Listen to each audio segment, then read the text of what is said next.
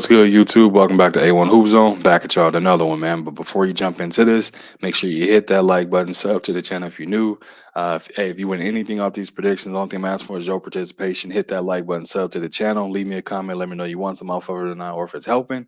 And we're going to continue to put separation on that prediction record win loss column, man. But nonetheless, this is part two, or officially part 13 of the NBA Quick Hits, but part two for today, as we had 10 games today. And this is the second part. So make sure you tune in for the entirety of the video so you get all the predictions, man. But let's dive into this. We got the Portland Trailblazers sitting at 15 and 12, visiting the 9 and 18 San Antonio Spurs.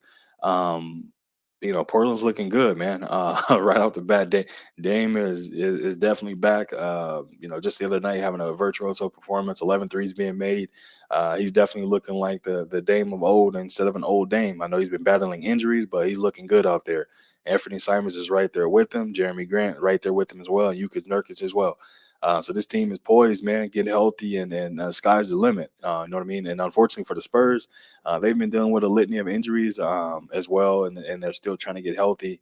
But I think for this particular matchup on this one, man, I think they'll be outmatched. I understand they did just beat the Cavs. Cavs were to come back in a last minute situation, turnover, Donovan Mitchell, but the block by Johnson kind of sealed it. But again, there was a good win for them, but I feel like this Portland Trailblazers team presents a different dynamic as far as what they'll be bringing to the Spurs. So for this particular prediction on this one, man, I'm gonna rock out with the Portland Trailblazers beating the San Antonio Spurs on this one. Next up, we have the Heat versus the Thunder. Miami Heat sitting at 13 and 15, Thunder sitting at 11 and 16. Again, with this one, man, one of those matchups where it's a tricky one. It could be a trap game.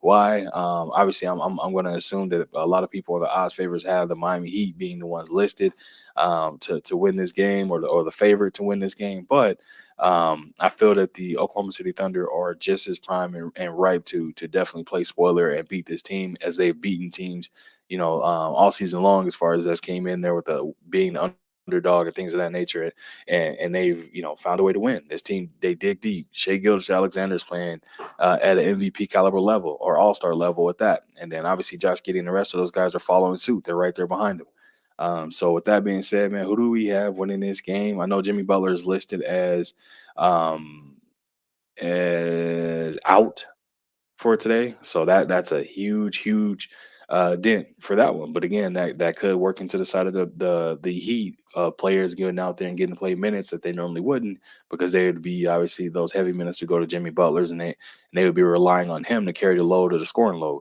So who do we have winning this game for this one?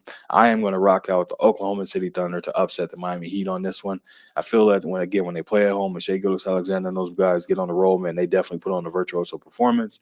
And I feel like the Miami Heat might be a little, injury litter, still recovering, but I feel like the Thunder are going to be on an upset bug for this one, man. So I'm going to go with the Thunder on this one.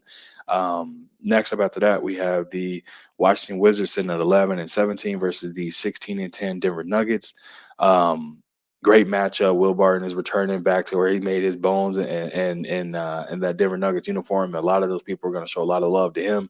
So shouts out to him getting in return. So with that said, the Wizards are going to show up to try and show out to make sure that they definitely get a win for him. On the flip side of that, man, Jamal Murray and the Joker, Jokic, is definitely going to look to play spoiler for that. So with that said, for this one, diving right into it, man, who do we have for this particular prediction? I'm gonna rock out the Denver Nuggets on this one. Actually, you know what? I'm flipping that. I'm gonna rock out the Washington Wizards on this one, man.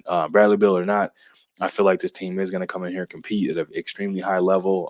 Porzingis, Kuz, and the rest of those guys, Monte Morris and Will Barton are definitely gonna look to put on a show.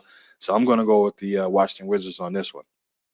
Definitely an upset due to the fact that if you look at the record, I'm sure the Nuggets are favored to win this game. But I feel like the Wizards are going to play above their heads, man. They're going to showcase their talents and get the win on this one, man.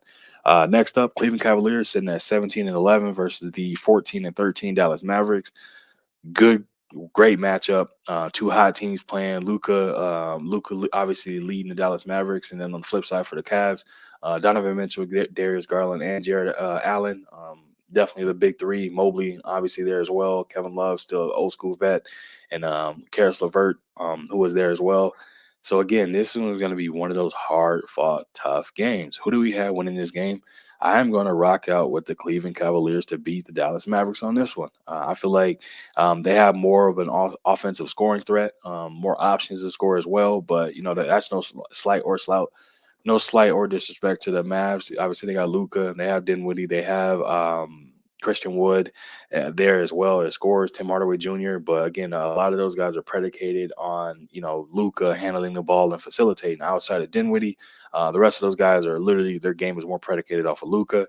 But I think that the Cavs have more of a situation where they have more players that can go out there and not only be a playmaker, but also get buckets when they need it as well. So I'm going to rock out with the Cleveland Cavaliers on this one.